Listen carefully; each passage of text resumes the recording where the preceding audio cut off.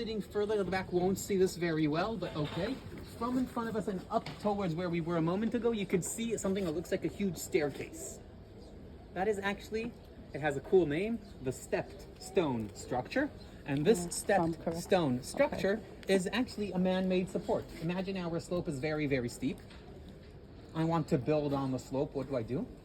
I build a support that on it, up on top, I can build whatever I want. And in it, on the way, I can also build homes. One of those homes is right there in front of you. Reconstructed floor. The floor was discovered in the excavation. They took it apart to go deeper down and then rebuilt the floor.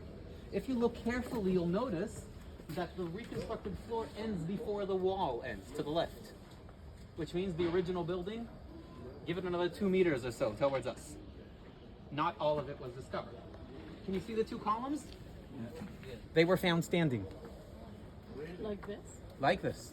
Now they're replaced in their spot, but they were found standing. How come? The second floor collapsed into the first one and held it in place. If you look through the doorway to the left, you will even see the staircase climbing up to the second floor, still there. And if you don't believe me, he has a second floor, because here's the staircase as well. That's a neighbor's house. You know what that means? That they had a second floor. Why? Storage, maybe? Storage, more space. Why do I need a second floor? For my kids. Now, if I live in a town, I do not build a second floor.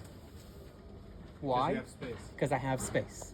If I live in the city, I have no other option than building a second floor when I want more space, storage or rooms, because my neighbor's house is touching my wall.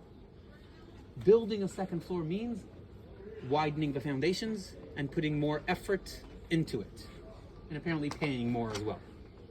Remember that little detail.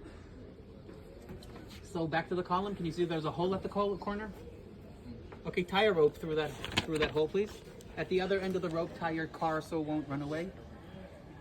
Your car in those is a donkey. It's a donkey. Now think of this. This is a private parking space in Jerusalem 2,800 years ago. How much for an hour? How much for an hour? Exactly. I'm sure he can rent it out. So what you see there is actually the part of the house that's open to the sky. Okay? Next to it, there's the columns in the far wall form a half-covered space.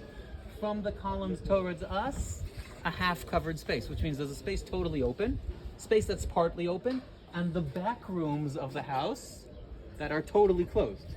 So let's differentiate these different rooms. What will be half open and what will be totally closed?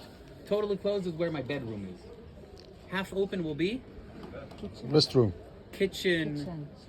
Why kitchen? The smoke. I don't want that in my bedroom, so I prefer it goes out, right? In the kitchen, they found a pot on the floor, broken. And on the top of the pot, an inscription in ink in Hebrew that says the name Le-Achiel, belongs to a person that his name was Achiel.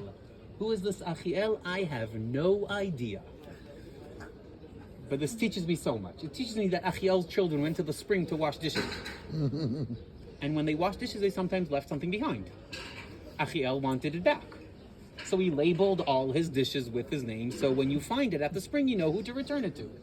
Right? Okay, now imagine you're walking at Damascus Gate and you see a pot on the floor, and it says on it a name. Do you know who to return it to? No, because the city's so big and we have so many hundreds of thousands of people living in it today. First Temple period, Iron Age, there were a lot less people, and apparently people knew who to return it to. But you know what the most amazing thing about this pot is? That in the First Temple period, in the Iron Age 2, people actually did know how to read and write. Because if you don't know how to read, writing my name won't help you. So there's a change that happened between the Bronze Age and the Iron Age 2. Something happened in the public education. And yes, more and more people know how to read and write during the late part of the Iron Age. I'm still in Achiel's house, but I move a little bit to the right. You can't see well, they will be our witnesses for you. And in the back room, there's a square stone with a hole through it. Can you all see the square stone with the hole through it right there? This is the toilet. This Toilet. is a toilet seat. Yes, a toilet seat from 2,700, 2,800 years ago.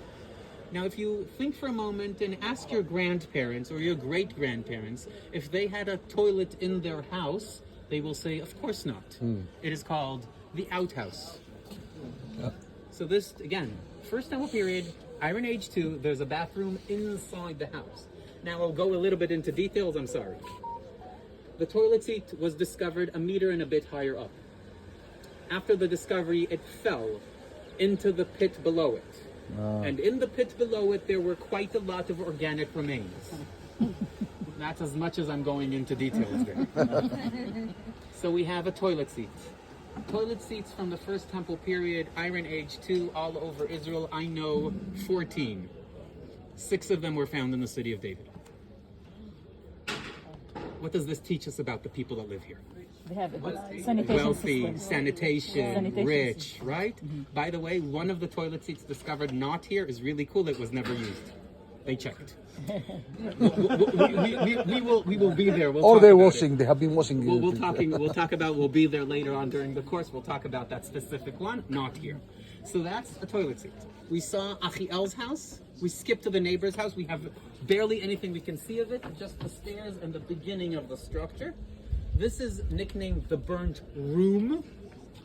Now it's called the burnt room, not the burnt house. This is complicated because there's a site that's known as the burnt house in the Jewish quarter, and these have nothing to do with each other. They're about 600-700 years apart. The burnt room. Why was it called the burnt room? Sacrificing. Because they found it burnt. They found the floor covered in ashes, and in the ashes they discovered pieces of wood. These are logs of the ceiling, pieces of furniture. What happened to them? They were going on fire, and then everything collapsed and choked the fire and left the pieces of wood half done. So they took these pieces of wood and sent them to a botanical lab to check what type of trees were used in the house. They found cypresses, in Hebrew broshim, that's the tall pointy ones. No one was impressed. These are local trees.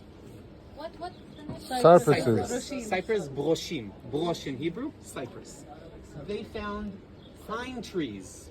In Hebrew, oren. Yes, oren is my name. It means pine tree. No one was impressed because it's a local tree. But they also found boxwood.